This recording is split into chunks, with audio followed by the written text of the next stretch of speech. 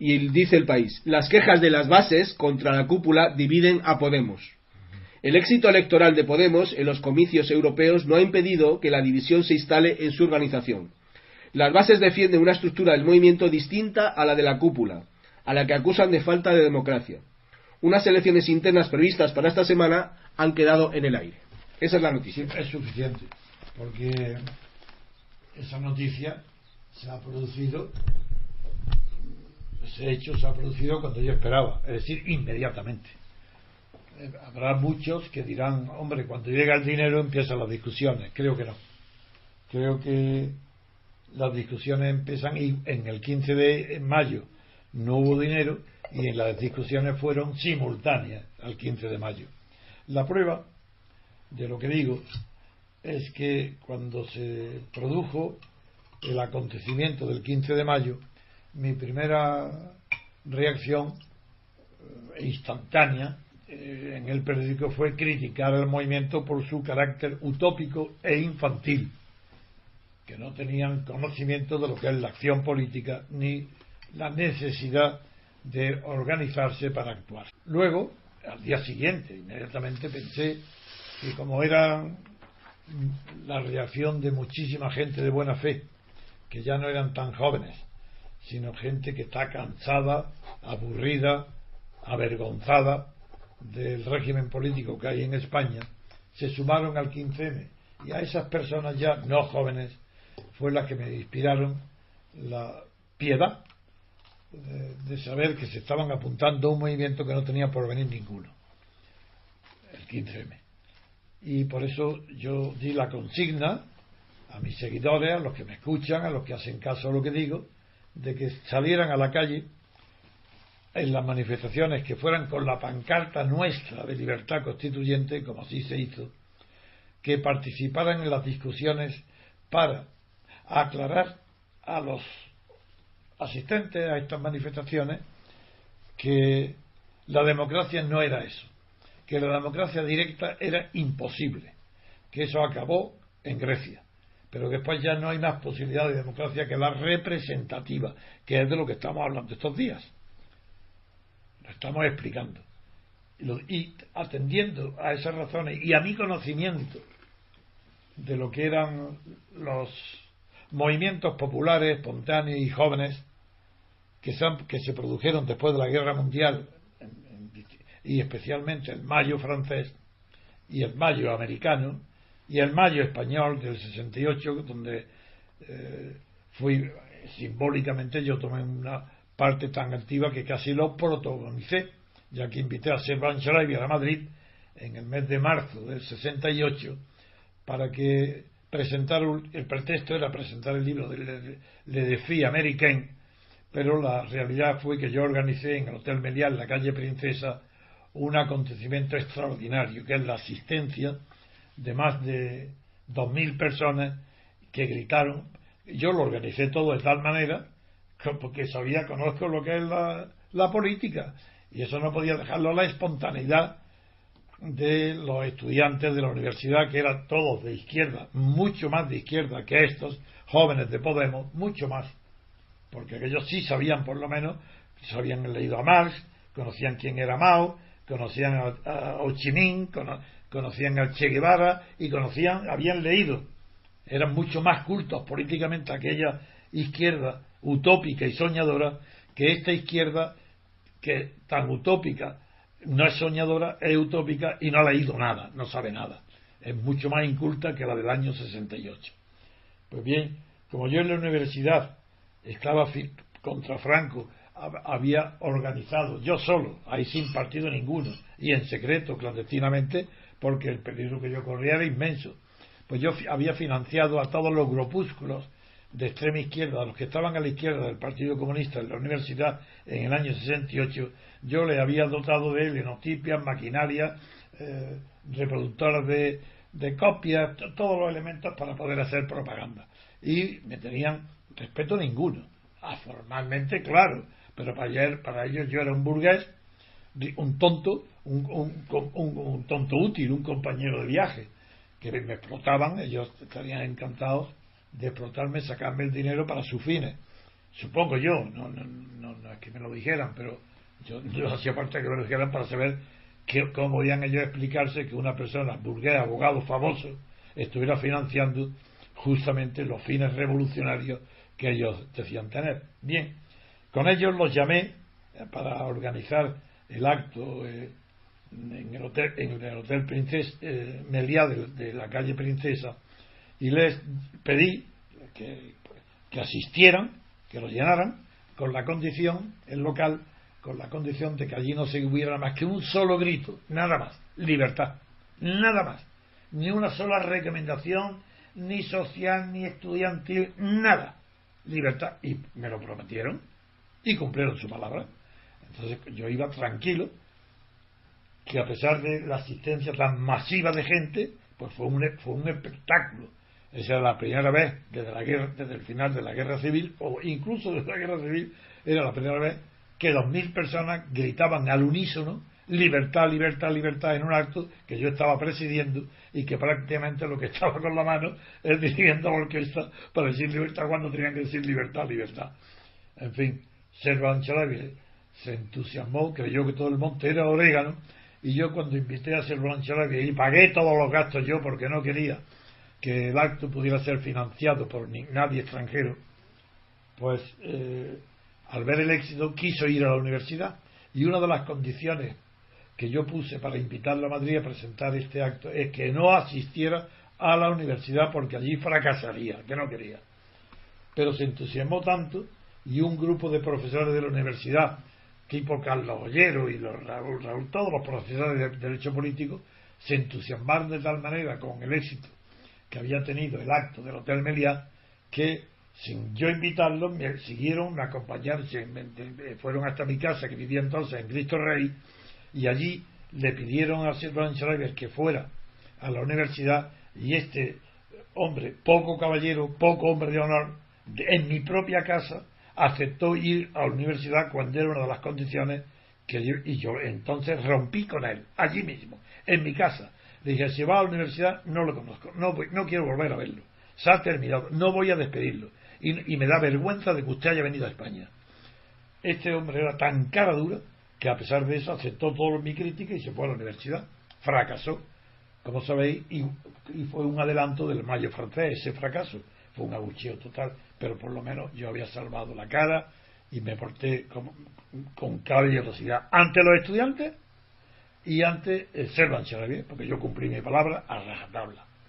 Hoy, claro, por eso es tan difícil que a mí me sorprenda ningún acontecimiento. He vivido tanto y tan diferentes y distintas circunstancias que es difícil que haya algo nuevo que yo no conozca. Y el 15 de mayo fue un fenómeno nuevo por la extensión, pero yo conocía perfectamente su naturaleza, su origen y el contenido utópico de las consignas que movieron el 15M.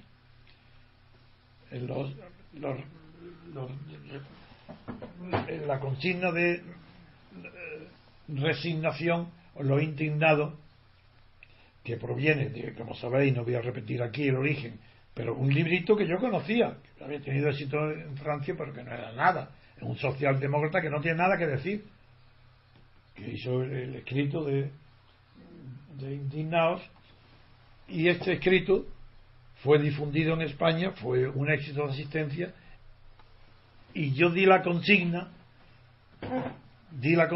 de que asistieran mis amigos llevando la pancarta, repito, de libertad constituyente, y dando conversaciones, charlas y la palabra en las reuniones como las de Podemos, en las reuniones improvisadas en las calles y en las plazas públicas, para explicar allí que no habría posibilidad ninguna de acción efectiva, operativa, como ahora le llaman, que era imposible que fuera operativo el movimiento si pretendía ser democracia directa y no democracia representativa. Bien, como eso enlaza directamente con lo que vengo yo exponiendo día a día ahora sobre lo que es la representación política, lo que es el mandato imperativo, y ahí me quedé ayer. Ahora voy a continuar con un caso práctico en la misma reflexión, y el caso práctico es el de Podemos. Podemos son aún más infantiles todavía que la media del conjunto que se movilizó el 15 de mayo. Esto es como si fuera la esencia del infantilismo. En realidad, casi es una enfermedad mental, desde el punto de vista político. Es lo que Lenin llamó la enfermedad infantil del comunismo. ¿Por qué esa enfermedad? Porque ahora los mismos que lo han fundado, protagonizado, o la cara visible de este movimiento anónimo, se encuentran enfrentados ya desde el primer día con las bases. Hay quien cree que es por dinero y no lo es. Porque no es por dinero, el dinero es lo último, no es lo primero. Porque todavía no es por disfrutar del dinero que ahora el Estado le da, por lo que se originan las diferencias. No es eso. Es el concepto mismo de democracia. Creen las bases, los que ellos llaman círculos, creen que la cúpula, la que da la cara, las caras visibles, los que han tomado la iniciativa de parecer protagonistas, hay una diferencia entre ellos y las bases. Las bases creen que la democracia directa es incompatible con la dirección por unas minorías selectas que se cristalizan por medio de las listas cerradas. Y creen que el proyecto de los jefecillos del movimiento que han convocado un congreso, y para celebrar ese congreso en octubre ya quieren ahora tener las bases preparadas, han propuesto que se designe 25 nombres en listas cerradas, y esos nombres han sido propuestos por los amigos y por el propio por la cúpula de Podemos, por Pablo Iglesias, Monedero, son los que han hecho la lista. Sí, como yo los nombres no los conozco, pues así por los dirigentes visibles han hecho listas cerradas. Ellos mismos reconocen que no está bien. Ellos reconocen que lo que quieren es fracasar. Las listas, eso no son listas cerradas, porque la gente al decir listas cerradas confunde las listas abiertas y cerradas, que son propias del sistema proporcional, con estos listas y cerradas que no tienen nada que ver ni con ningún sistema, ni directo, ni proporcional, ni simple, ni mayoría. Son las listas que ha presentado el grupo para formar una gestora que se ocupe de dirigir, de organizar el próximo congreso. Nada más, listas cerradas. ¿Pero qué quieren? ¿Listas abiertas? Decidme, venga, veréis hasta qué punto llega la locura del infantilismo, que yo digo que es una enfermedad mental. Venga, vamos a designar 25 personas para que sean los gestores del Congreso en listas abiertas. ¿Pero cómo que listas abiertas? Pero si las listas abiertas por definición no pueden ser hechas, porque las hace el que vota. Pero entonces, ¿qué están diciendo? Vamos a hacer una votación, unas primarias para elegir un Congreso, para elegir una gestora de 25 nombres que va del Congreso, unas elecciones primarias. ¿Y quién toma parte? Pero si no hay censo, ¿quién toma parte en esas primarias? No importa, todo el mundo. Pero ¿cómo van a...? ¿Y qué plazo? ¿Cómo le va a dar el plazo de 6 días? Hace falta que para que se enteren 6 meses por lo menos. El Congreso no puede celebrarse. Bueno, esa locura es como si los niños de 7 años, 6 años, trataran de organizar las clases que van a darles los hombres de 50 y 60 años, y los niños, van a organizarle el programa, los días y las fechas, y que los profesores lo eligen ellos, los niños. Bueno, pues es que es una locura tan grande, es una risa. Bueno, pues eso es lo que me causa risa, pero pena también, de ver tantas energías morales, no las de ellos, sino tanta gente que confió en el 15M, que es esa gente mayor por la que yo tuve sentimiento, compasión, y quise explicarle lo que nadie quiere comprender, que la ley de Mitchell, habiendo ya un grupo que ha sacado 1 millón de votos por sí mismo, la ley de Mitchell no es todavía aplicable, porque no es un partido de masas.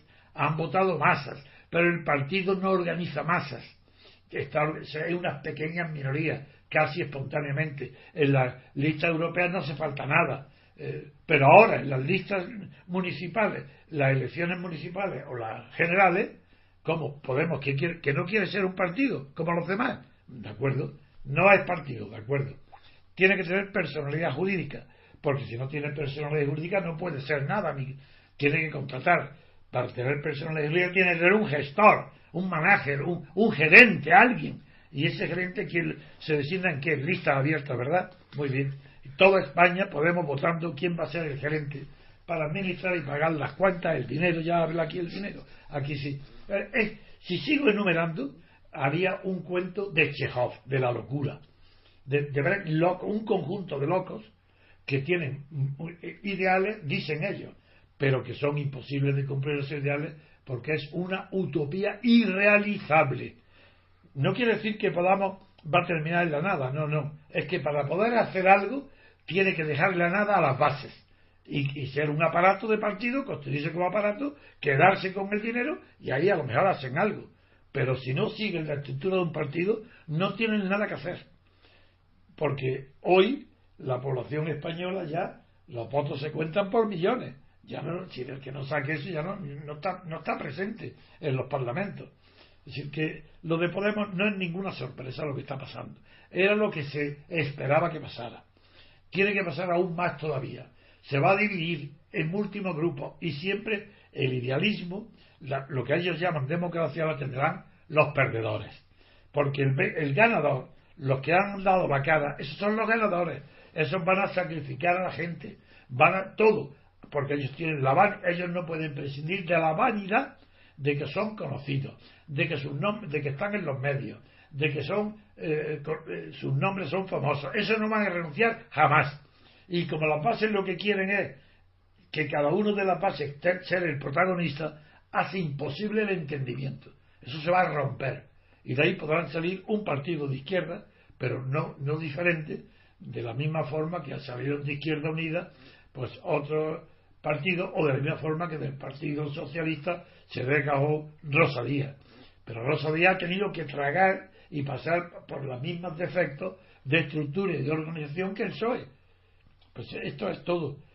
Por eso yo presento la noticia como algo esperado, que de verdad no ha tardado más de lo que yo creía, ni tampoco menos.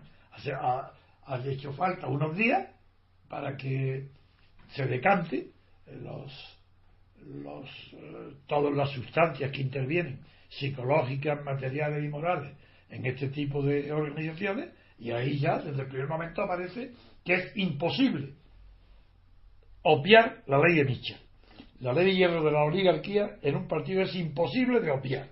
Y una de dos: o aceptan convertirse, cosa que las bases no aceptarán, en un partido tradicional, aunque pequeño, o desaparecen, no tienen nada que hacer. O los Pablo Iglesias y compañía se quedan solos con la marca de Podemos, que seguro que pueden hacerlo, la virlarán y formará un partido que fracasará. Ante el entusiasmo y la locura de Izquierda Unida y de los demás, decir, veis, aquí no hay más partido que nosotros. Izquierda Unida se va a arrepentir de haber ahora apoyado a Podemos, porque Podemos está abocada al fracaso total e inmediato. Y eso lo estoy diciendo. Y si me equivoco, reprochármelo en mi cara, decir, usted se equivocó con Podemos. Le estoy diciendo que eso no va a ningún lado. Es imposible porque está en contra de la realidad. Y la prueba es que ahora, cuando termine esta noticia, voy a continuar, cuando continúe de comentar esta noticia, voy a continuar con la exposición de la doctrina de la democracia representativa, para ver cómo lo que ayer dije es de plena aplicación en el caso de Podemos. Lo que ayer dije es que todavía ahora se ha producido un grupo. O sea, hay 5 diputados al Parlamento Europeo de Podemos. Esos 5 diputados están unidos por una promesa vinculante, como dije ayer la palabra, de lealtad a las bases que lo han elegido. Pero esas bases no las conocen. Ellos no conocen quiénes son, por eso es promesa vinculante. No es un contrato bilateral, no es un pacto electoral, es una promesa electoral vinculante que sujeta a esos 5 a cumplir en el Parlamento Europeo lo que han prometido a las bases. Bien, pues si esto no lo cumplen, quiere decir que en las próximas elecciones europeas no lo votarán, porque no hay ningún mecanismo que ellos hayan aceptado para poder dimitir o irse si no cumplen o que lo echen.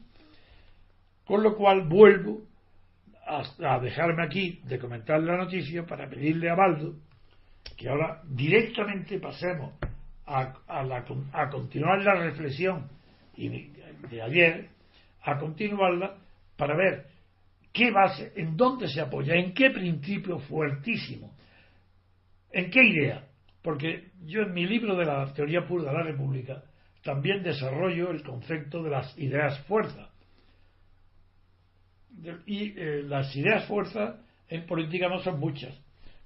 Y dentro de los sistemas actuales, la primera de todas, la primera idea fuerza de todas, que es la de la representación política, está basada en la lealtad, hasta el punto de que si los contratos, que no son las promesas unilaterales de los candidatos elegidos diputados, se cumplen, no es por razones jurídicas, aunque se parece muchísimo al mandato imperativo que concede poder a un procurador o a un gestor.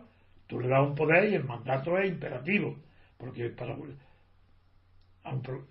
pero no es tanto un mandato imperativo, porque aparte de que no hay contrato bilateral, sino pacto, ni pacto, porque no son dos partes, sino una que promete, hace unas promesas, y otra parte que acepta esas promesas y la otra para que las cumpla. Eso está basado en la lealtad.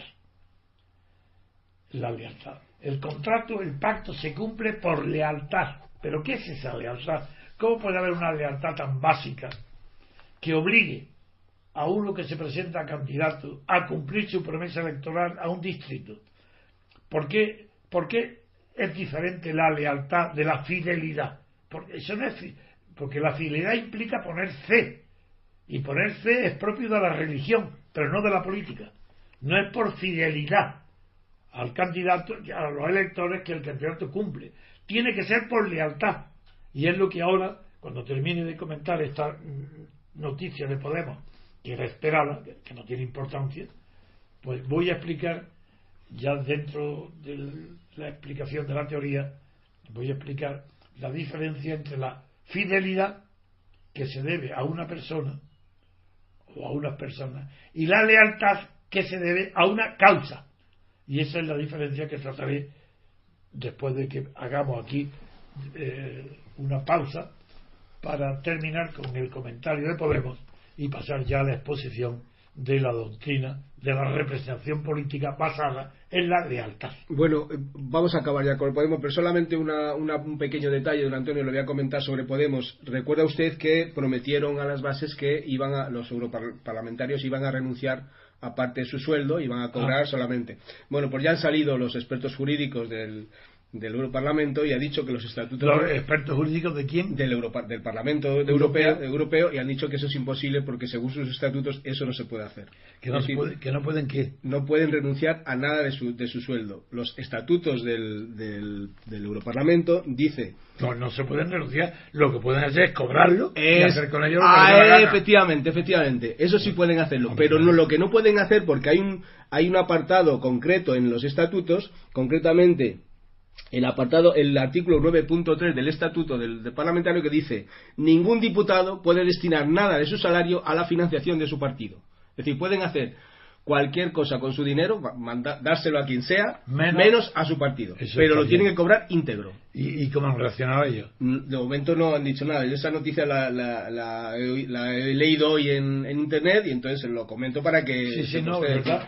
Y eso está dentro de los estatutos, vamos. Está así, pero que es verdad que si no pueden financiar su partido, ¿por qué decía yo lo que le oí al Pablo Iglesias? Es que ellos renunciaban a tener un sueldo y que el resto lo iban a donar aquí en el partido. Tampoco pueden. No pueden. Porque ellos pueden cobrar una parte como sueldo, sí, pero la otra parte no pueden donarla a nadie. De momento tienen que cobrarlo todo. Pero tampoco la pueden donar al partido. No pueden. Y es lo que han dicho.